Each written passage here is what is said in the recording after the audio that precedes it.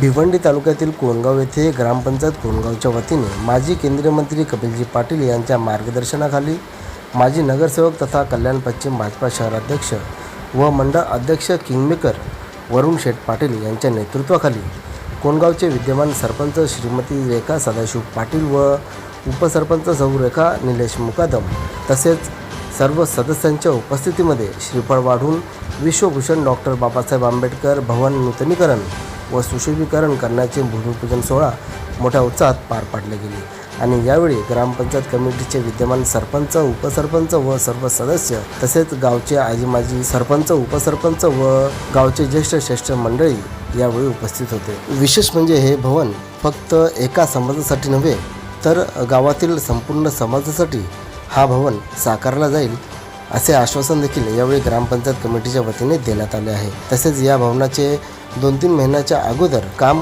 पूर्ण होईल असे देखील वरुण शेठ पाटील यांच्या वतीने सांगण्यात आले आहे। तर चला पाहूया विश्वभूषण डॉक्टर बाबासाहेब आंबेडकर भवनाचे नूतनीकरण व सुशोभीकरणाचे भूमिपूजन सोहळा कशा प्रकारे पार पाडला गेला थोडक्यात पाहूया।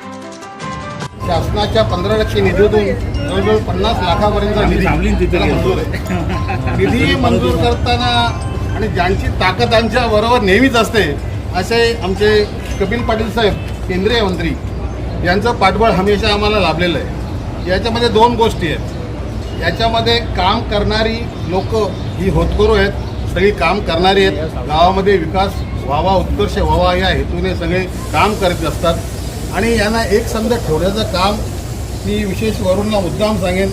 अजून कुठे दुवा असेल तर अजून पक्का राहिला पाहिजे, सगळे एकसंध असले पाहिजे। एखाद्या कामाचं नियोजन करताना सगळ्यांना विश्वासात घेताच तुम्ही, परंतु एखादा कोणी असं राहू नये याची पण दक्षता घेत चला। आणि एक लक्षात ठेवा, जेव्हा कडे कोट म्हणतो आपण, कोट ज्याला म्हणतात, त्यावेळेला एखाद्या व्यक्तीने जर असहकार पत्करला तर त्यानंतर तिच्या बाजूला असलेली दुसरी वीट ही निघळत जाते. ते आपल्या बाबतीत घडूच नाही आणि घडणार नाही असं मलाही वाटतं. आणि या कार्यात खरोखर ज्यांनी हिरिरीने भाग घेतला आणि ज्यांनी खरोखर हे निधी आणण्याकरता काहीतरी प्रयत्न केले असतील व त्याचा काही खारीचा वाटा का असेल पण त्याला विचारात घेतला गेला पाहिजे. आणि या सगळ्या दृष्टिकोन लक्षात घेऊन तुम्ही सगळे काम करताना विशेषतः मी आपल्या सर्वांना सूचना करीन का आता पाऊस तोंडावर आलेला आहे तर रहदारीच्या ज्या ज्या काही व्यवस्था असतील त्या कुठेही त्या गैरसोयी लोकांची होऊ नये त्याकरता त्या व्यवस्थांकडे अधिक प्रायोरिटीने लक्ष दिलं गेलं पाहिजे आणि त्या लवकरात लवकर कशा होतील या लक्षात घेतल्या पाहिजे. मी संपूर्ण टीमला सरपंच आणि त्यांच्या संपूर्ण टीमला सदस्यांना धन्यवाद देतो आणि हे काम लवकर तडीच जावं अशी अपेक्षा व्यक्त करतो. जय हिंद जय महाराष्ट्र.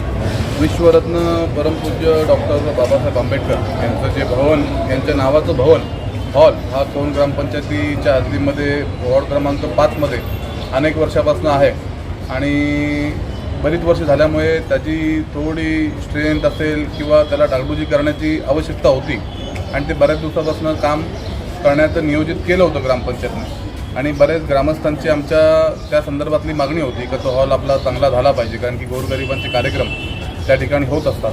तर त्याला अनुसरून ग्रामपंचायतच्या माध्यमातून आज हे 50 लाखाचं काम आम्ही हाती घेतलेलं आहे आणि या कामामध्ये 2 ते 3 महिन्याचा कालावधी लागणार आहे आणि या कालावधीमध्ये सुसज्ज असा हॉल या गावातील लोकांसाठी सेवेसाठी परमपूज्य डॉक्टर बाबासाहेब आंबेडकर हॉल हा जसं बाबासाहेबांचं कार्य होतं या देशासाठी त्याला शोभेचा असा हॉल, बाबासाहेबांच्या नावाला शोभेचा असा हॉल आम्ही या ग्रामपंचायतच्या माध्यमातून लोकांसाठी इथे उपलब्ध करून देणार आहोत आणि लवकरच करण्याचा आमचा प्रयत्न आहे. परंतु चांगलं काम करत असताना कुठेतरी थोडा वेळ लागतो तर 2 ते 3 महिन्यामध्ये आम्ही तो पूर्ण करणार आणि या पंचक्रोशीमध्ये बाबासाहेबांच्या नावाचा हॉल असा नसेल असा हॉल या कोण गावामध्ये आम्ही बांधण्याचा आमचा मानस आहे आणि आजूबाजूची लोक येऊन बघतील की बाबा कोण गावामध्ये एक चांगला हॉल डॉक्टर बाबासाहेब आंबेडकरांचा इथे उभारलेला आहे आणि असेच हॉल येणाऱ्या काळामध्ये प्रत्येक गावामध्ये उभारले पाहिजेत.